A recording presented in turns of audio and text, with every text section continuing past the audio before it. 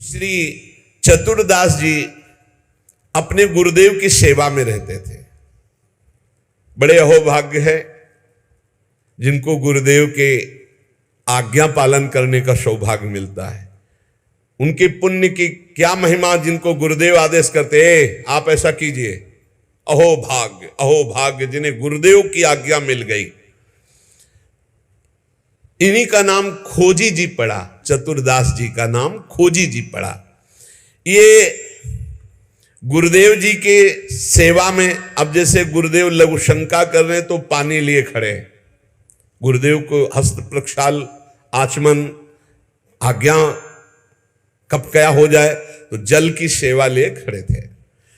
गुरुदेव जी लघु शंका में ही समीप बैठे। बड़ा भारी पीपल का वृक्ष दूर था तो वायु के द्वारा उसके फल और पत्ते बीज सब पड़े थे। लघु शंका किए, हंसने लगे और हंसते हंसते हाथ प्रक्षालन किया, आचमन किया तो इतनी जोर की मस्त मुस्कुराहट और हंसी थी। श्री चतुरदास जी ने, जिनको खोजी जी बाद में कहा गया, आचमन करा रहे तो कहा, गुरुदेव कोई मधुर प्रसंग प्रभु का याद आया या कोई घटना घटी? आप बहुत मुस्कुरा रहे हैं, बहुत हंस रहे हैं इस समय, बाह्य प्रसंग तो कोई ऐसा है नहीं। कहा, तू कैसा शिष्य है रे? सेवा में रहता है, मेरी हंसी का कारण नहीं जान पाया? मैं क्यों हंसा इतना भी तुझे ज्ञान नहीं, और मेरी सेवा में रहता है? कैसा शिष्य है जो गुरु के मन की बात न जान पावे, गुरु के इशारे के, गुरु के मनोभाव को न जान पावे, वो शिष्य ही क्या? चलो सेवा छोड़ो, मैं क्यों हंसा इसकी खोज करके आओ।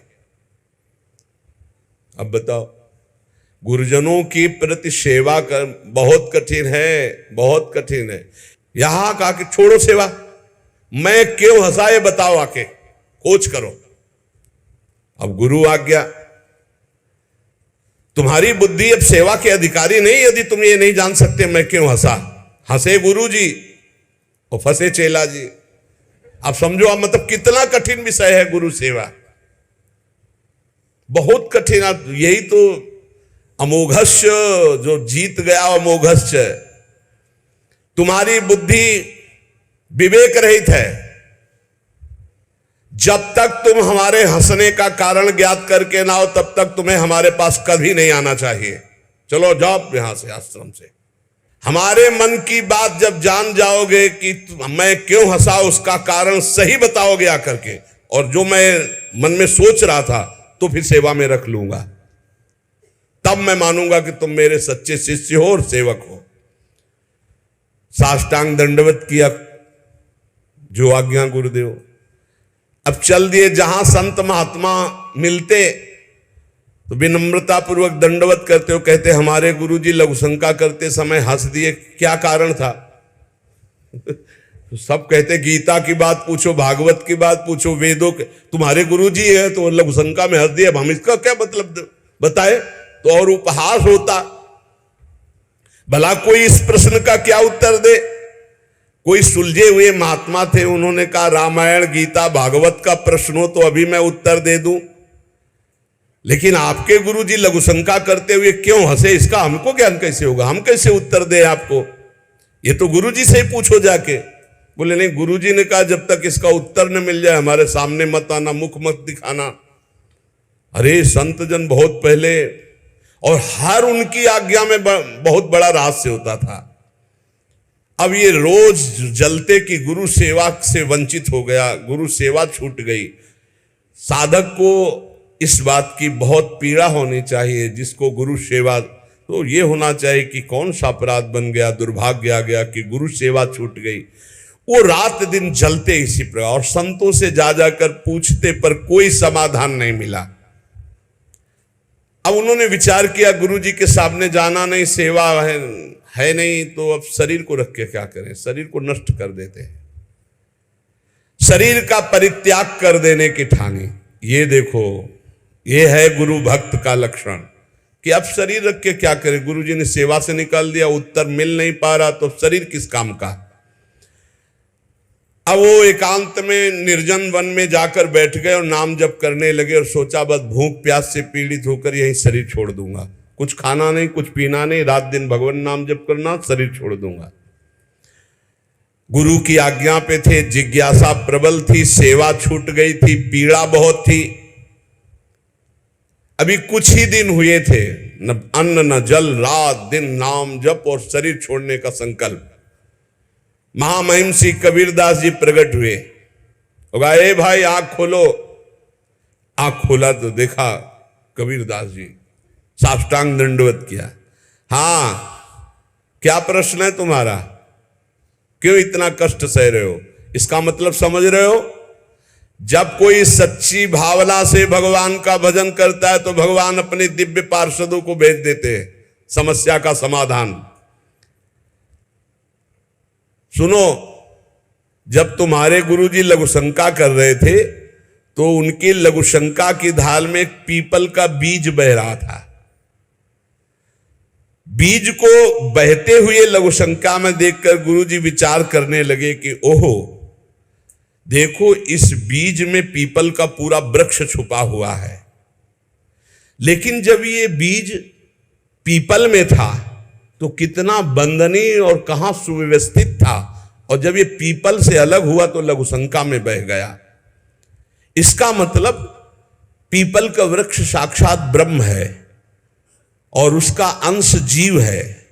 जीव जब अविद्या के कारण ब्रह्म से अलग हो जाता है तो मलमूत्र के द्वारों में बह जाता है आसक्ति होकर, और अगर वो ब्रह्म से जुड़ा रहे तो वो ब्रह्म में पूजनीय और ब्रह्ममय हो जाता है। ब्रह्मविद ब्रह्मयु भवति, कबीरदास जी ने व्याख्या करके बताई कि जब वो ब्रह्म से जुड़ा रहता है तो ब्रह्ममय रहता है, जब ब्रह्म से अलग हो जाता है तो मलमूत्र के शरीर में आसक्त होकर मलमूत्र के द्वारों के भोगने में पूरा जीवन नष्ट कर देता है। जीवात्मा जब प्रभु से विमुख हो जाता है तो उसकी यही दुर्गति होती। जैसे पीपल के वृक्ष से फल से वो बीज अलग हो गया तो लघुशंका के प्रवाह में बह गया, और नहीं तो इतना महान वृक्ष उसमें छिपा हुआ है कि अगर उसे सुव्यवस्थित किया जाए।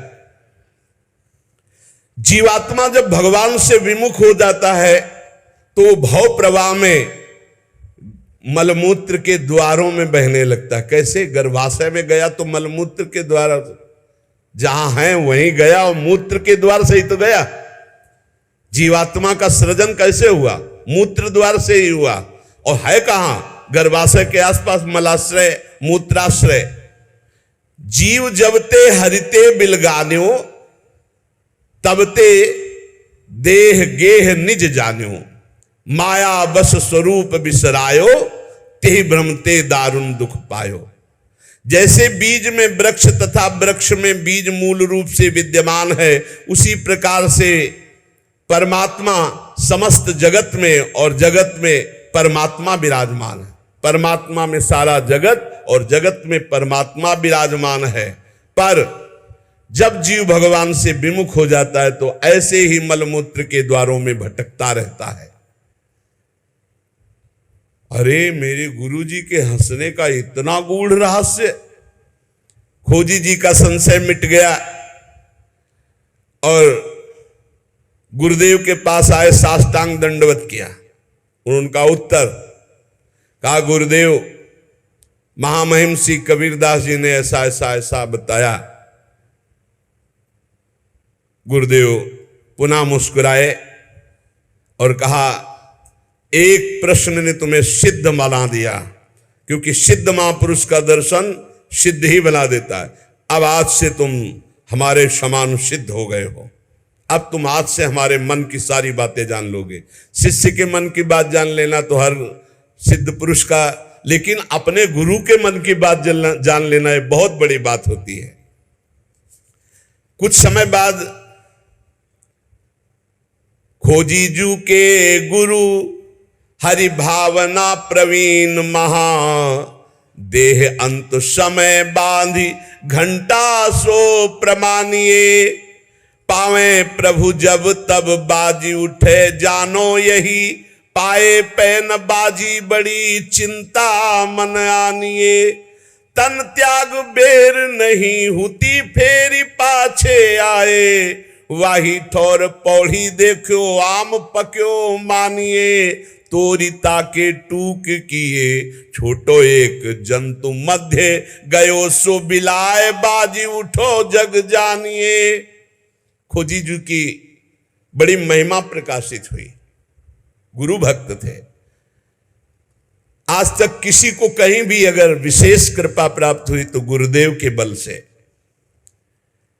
खोजी जी के गुरुदेव का जब अंतिम समय आया, भगवत चिंतन परायण रहते थे, उन्होंने एक घंटा बांध दिया और कहा जब मेरा मोक्ष हो जाएगा तो घंटा बज जाएगा, जब मेरा भगवत मिलन हो जाएगा तो घंटा बज जाएगा। शिष्यों से कहा घंटा स्वयं बजेगा जब मेरा शरीर छूटेगा और भगवत प्राप्ति होगी। परंतु आश्चर्य हुआ, गुरुजी का शरीर तो छूट गया पर घंटा नहीं बजा।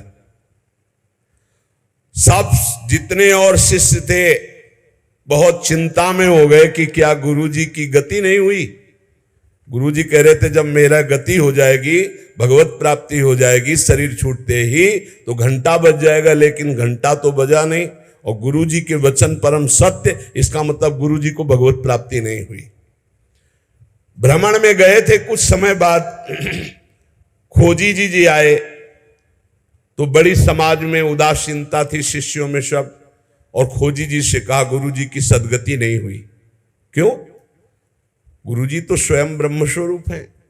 बोले उन्होंने घंटा स्थापित किया था कि जब शरीर छूटेगा भगवत प्राप्ति होगी तो घंटा बज जाएगा, तो घंटा तो बजा नहीं, तो गुरुजी के वचन असत्य नहीं हो सकते, मतलब गुरुजी का मोक्ष नहीं हुआ।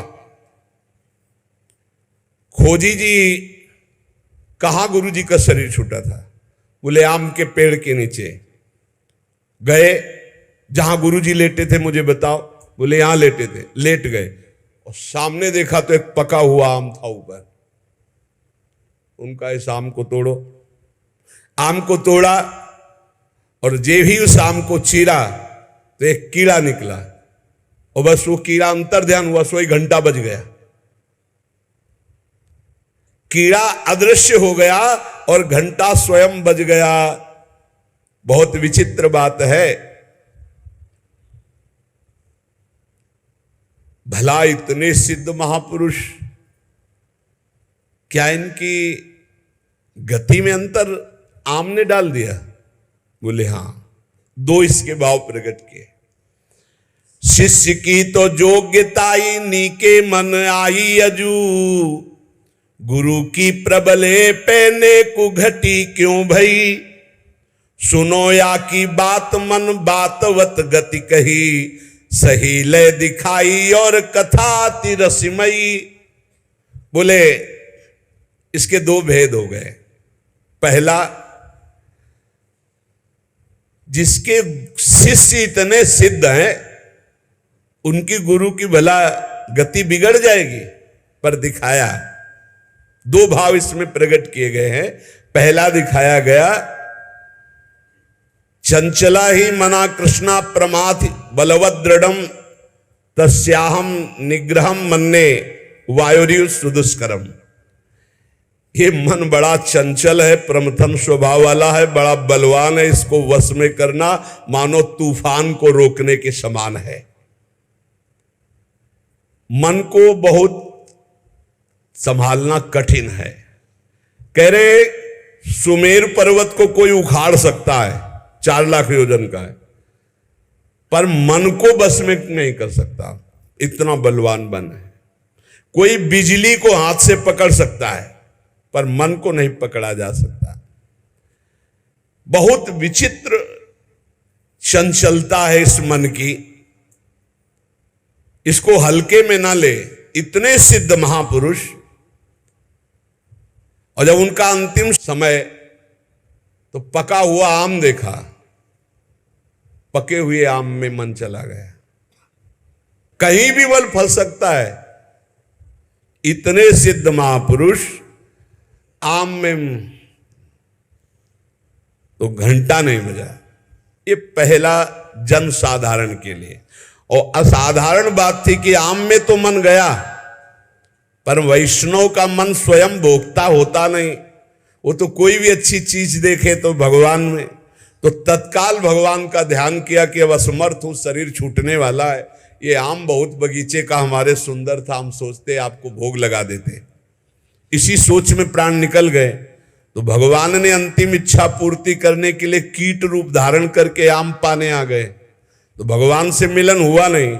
जब आम को छेदन किया और वो भगवान अंतर ध्यान हुए, तब जाके खोजी जी से मिले तो घंटा बज गया।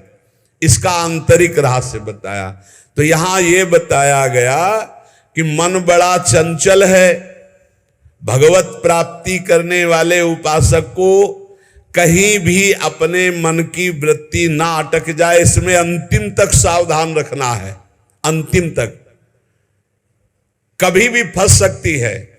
और दूसरी बात है, जिसका स्वभाव बन गया है हर वस्तु हर व्यक्ति में भगवान का दर्शन, भगवान को समर्पण, तो उसकी दुर्गति नहीं हो सकती। तीसरी बात, जो गुरुदेव के शरण में रहकर गुरुदेव की आज्ञा अनुसार चलते हैं, आपको सच्ची बतावें, गुरु अपने से भी ऊपर महिमाशाली उसे बना देता है। इस प्रसंग से समझिए कि अगर खोजी जी को गुरुदेव ने आज्ञा दी तो सिद्धों के परम सिद्ध बना दिया अपने शिष्य को। इसका नाम मृत्यु लोक है। यहां सब अपने समय से चले जाएंगे। अगर सत्संग सुनते हो, भगवान के शरणागत हो और तुम्हारा कोई पधार जाता है, तुम विकल हो जाते हो, श्रद्धा नष्ट हो जाती, तो किस बात की शरणागति? तुम्हें क्या पता नहीं कि इस लोक का नाम मृत्यु लोक है, यहां सब मरेंगे। इसलिए कभी भी मोह नहीं होता जो शरणागत होता है। शोक और मोह, क्षुधा और पिपासा, जब भजन में मन लगता है तो प्यास और भूख इसकी परवाह नहीं होती। आप आश्चर्य मानेंगे, 8-8, 10-10 दिन, 10-10 दिन भोजन ही नहीं मिला। उस समय जो मंत्राकार वृत्ति होती थी वो करनी नहीं पड़ती थी। पूरी रात पूरी दिन एक ही मंत्र चल रहा है। बस एक निमित्त मात्र शौच आदि क्रियाएं होती थी, कुछ था ही नहीं। हर समय मंत्र में धीरे धीरे वृत्ति जागृत हुई। आज मिलेंगे महादेव, आज मिलेंगे, आज मिलेंगे।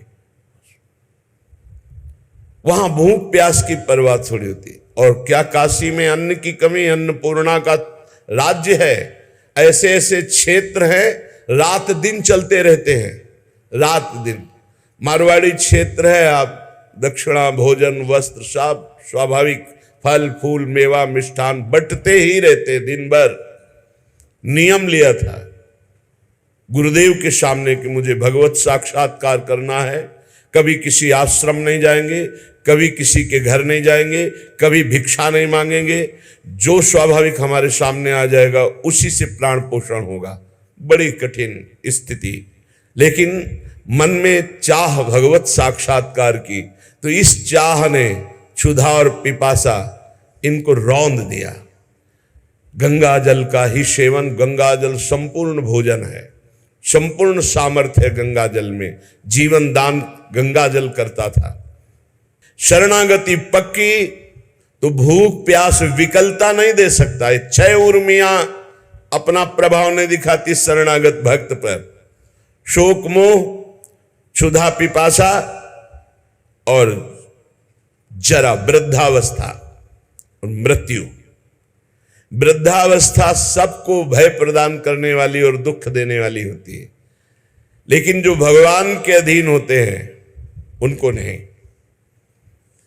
खूब रुपया कमा करके, परिवार का पोषण करके, बच्चों को पढ़ा लिखा करके विदेश भेज दिया। अब जब सेवा का अवसर आया तो कोई पास नहीं है, पानी उठाकर पीने की हिम्मत नहीं रह गई, बिस्तर में पड़े पड़े कष्ट भोग रहे। ऐसे कितने उदाहरण हैं। या वो उद्दंड बालक आधुनिक पढ़ाई पढ़ करके रुपया कमाते हैं, बूढ़े माता पिता को धक्का मारकर घर से बाहर निकाल देते हैं।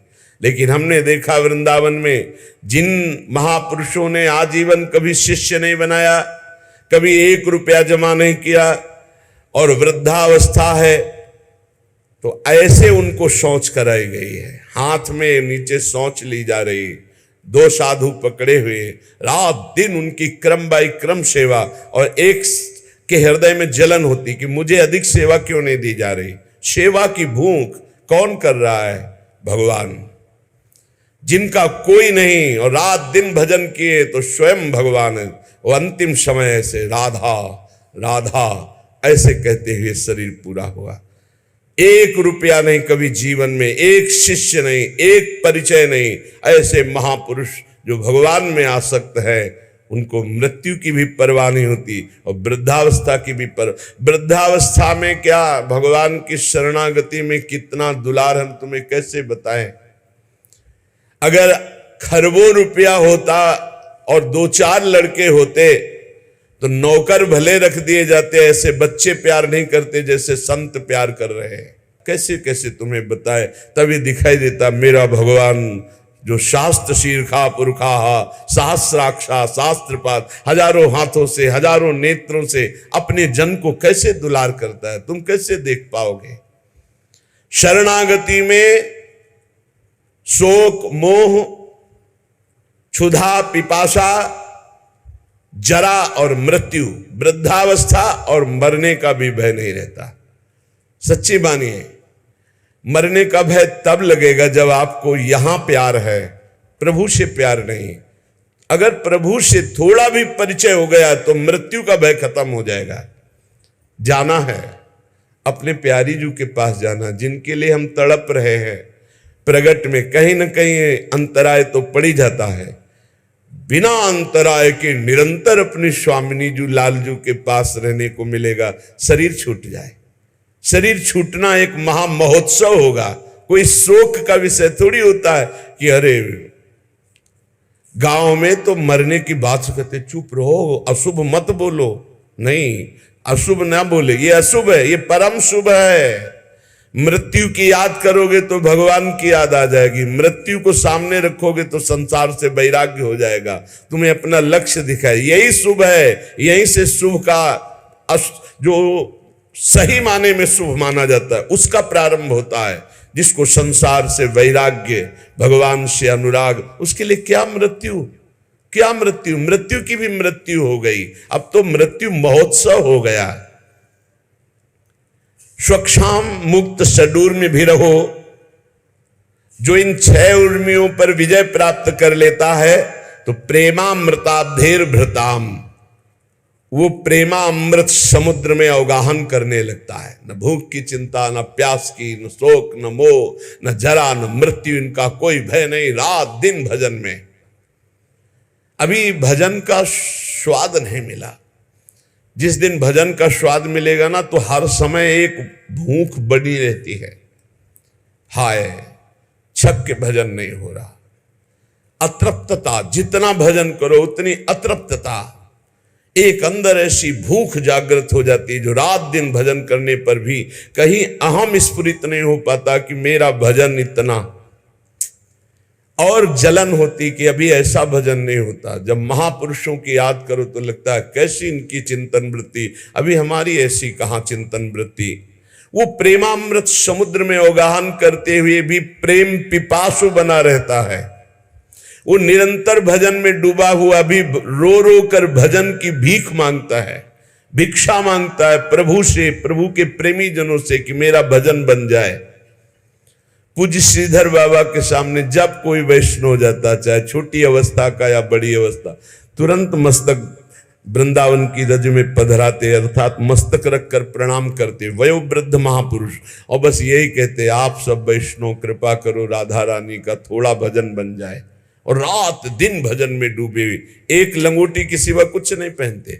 बाहर निकलते तो गमछा लगा लेते, एक लंगोटी बस। हर समय अपनी कुटिया में एक लंगोटी पहनते, हर समय माला चल रहा है, कथा हो रही है, कोई साधक भगवत चर्चा सुना रहा है। और वो जब बात करते तो इतनी ही बात करते कि कृपा करो आप वैष्णव राधा रानी का भजन बन जाए।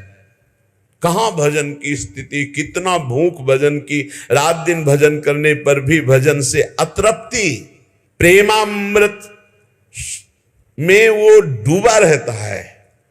नानाश्चर्य सरासरित गिरिलता गुलमद्रुमाद्यैर्महा, आश्चर्यमय सरोवर जिनमें प्रिया प्रीतम जल केली कर रहे, आश्चर्यमय परम पावन यमुना जी जिसमें सुंदर कमल खिले हुए हैं, प्रिया प्रीतम नौका विहार कर रहे, आश्चर्य में गिरिराज जी महाराज जिनकी तलहटी में युगल सरकार खेल रहे, आश्चर्य में लता गुल्म वृक्ष जिनके नीचे प्रिया प्रीतम रसकेली कर रहे, आश्चर्य में खगमृग पशु पंछी वृंदावन के जो प्रेम में डूबे हुए, ये सब उपासक अपने ध्यान में देखता है। कभी ध्यान में जल केली चल रही, कभी रास विलास चल रहा है, कभी वर्षा ऋतु, कभी झूलन लीला, विविध प्रकार के महासुख की वृत्ति उसके हृदय में, यही प्रेमामृत समुद्र में डूबना है। हतेस्मिन् हा वृंदावन नवनिकुंजेश्वरी कृपाम विधेहि त्याक्रंदन व्यहरण मध्ये पिचमुः त्रिकालम श्री वृंदा विपिन दिशि वृंदानि च नमस्कृतीनां सर्वांगै कुरु च पुरु तत्प्रेम वलितः। वो वृंदावन प्रेमामृत में डूबा हुआ उपासक पुकारता रहता है, हा वृंदावन, हा वृंदावनेश्वरी, हा नवनिकुंजेश्वरी, मुझ हतभागी दासी पर कृपा कीजिए। बार बार वो ऐसा पुकारता रहता है। जिसकी शरणागति राधा माधव की पक्की, वो 6 उर्मियों पर विजय प्राप्त करने वाला प्रेमामृत समुद्र में डूबा हुआ, कभी परम पावन सरोवर मानसरोवर राधा कुंडादि की दिव्य लीला, कभी परम पावन यमुना जी की जल क्रीड़ा नौका विहार, कभी परम पावन पुलिन पर रास केली, कभी गिरिराज जी की तलहटी, कभी लता गुल्म औषधि वृक्षों की शोभा, कभी खगमृग पशु पंछियों की शोभा। और ये सब देखकर पुकार उठता है, हा वृंदावनेश्वरी, हा वृंदावन, हा नवनिकुंजेश्वरी, मुझ हतभागी दासी पर कृपा कीजिए। भाव बदल गया। बनिता पुरुष भाव मिट जाए, सेवय ललितादिक के भाई, जो पोशाक है वर्दी है मनुष्य शरीर की, इसका भाव चला जाए और भाव आ जाए गुरु प्रदत्त, मैं श्री जी की सहचरी हूं, सखी हूं, ऐसा ठसक आ जाए। इस भाव से बिल्कुल लोक व्यवहार का विस्मरण और उच्च क्रंदन करते हुए सीधाम वृंदावन की ओर मुख करके बार बार साष्टांग दंडवत कर रहा है।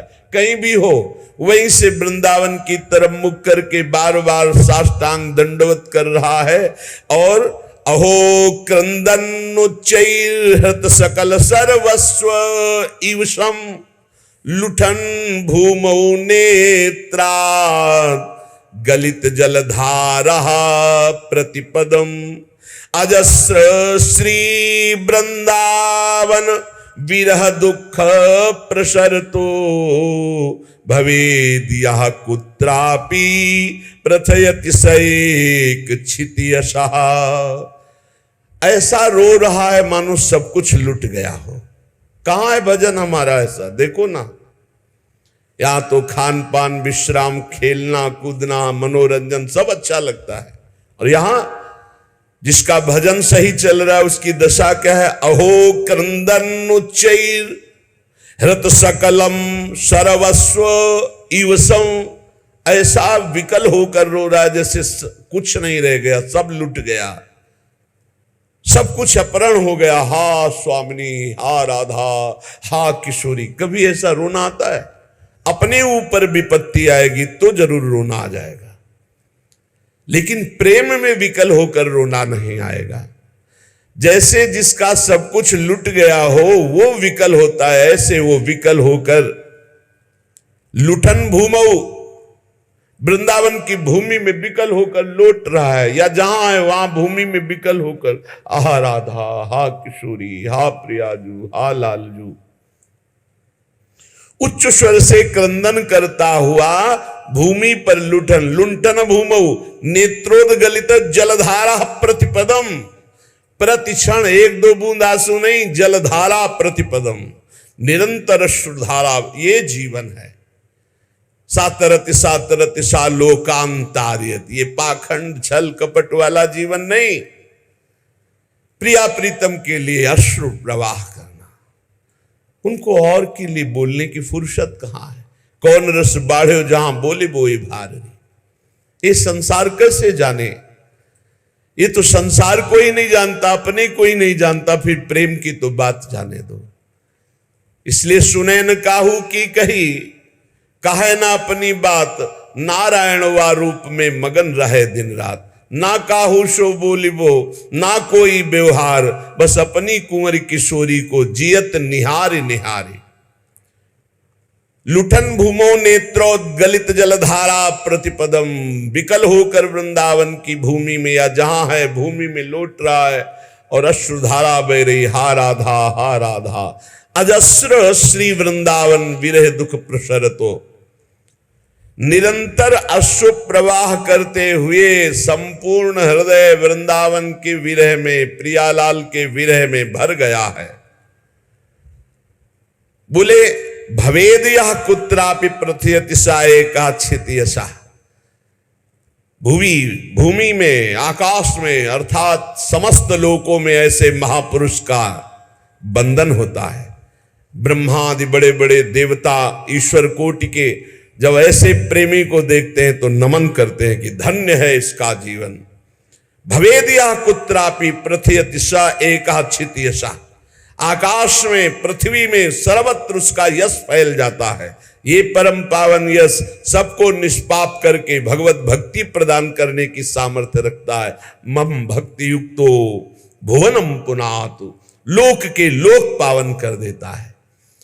अब ये प्रेम कैसे जागृत हो, कैसे हम ऐसे प्रेमी बने जैसा श्रीपाद प्रबोधानंद जी महाराज कह रहे, वृंदावन की भूमि में लुटता हुआ श्रुधारा प्रवाहित करता हुआ, हा नव निकुंजेश्वरी, हा लाडली, अब मेरा जीना मुश्किल हो रहा है। ऐसी विकलता, ऐसे विकल प्रेमी महापुरुष को समस्त देवता ब्रह्मादि नमस्कार करते, पूरे भुवन में यश फैल जाता है और वो यश सबका मंगल करने वाला होता है। एक पुण्य बल से यश फैलता है और एक भजन बल से यश फैलता है। जो भजन बल से फैलता है वो सबका मंगल करता है, जो पुण्य बल से वो वाह वाह होती, बस केवल वाह वाह। और जब भजन बल का यश फैलता है तो आह निकलती कि मैं कैसे ऐसा प्रेमी बनूं, मैं कैसे सब दोषों से रहित होकर भगवान का भजन करूं। इतना अंतर, यश दोनों का फैलेगा, एक पुण्यात्मा का तो वाह वाह होगा,